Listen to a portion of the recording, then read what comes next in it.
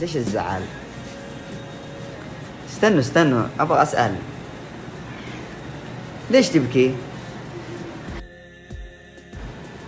ليش تبكي يا فرح؟ ها؟ دموعك غالية، ليش تبكي؟ ما ابغى اودع.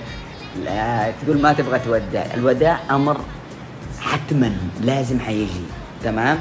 كلكم حتمرون بهذه المرحلة، انه في يوم حتودعوا القناة، لكن يبقى وفاؤكم للقناة، وفاؤكم للزهرات، التنزيلات، تساعدونا، تقفوا معنا، هذا شيء مهم جدا. فمهما صار نبقى انه احنا القناة تتجدد بنجومها بطاقمها. فأقول إن الوداع من الفرقة هو أمر حتمي للجميع حيمر فيه، سواء كان الوداع عن طريق حفل أو بدون حفل، فهذا شيء لازم نمر سنة الحياة. طبعا فرح زعلت عشان بلغتها قبل شوي أنا، إن شاء الله خلال الشهرين القادمة نعلن الموعد، الشهر الجاي أو اللي بعده، ونقول لكم بالموعد وكيف نوعية الحفل.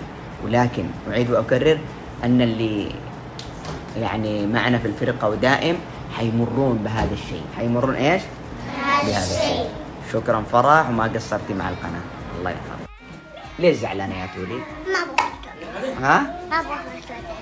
ما تبغى تودع القناة؟ لازم يا بابا، الناس تروح وناس تيجي وناس كذا.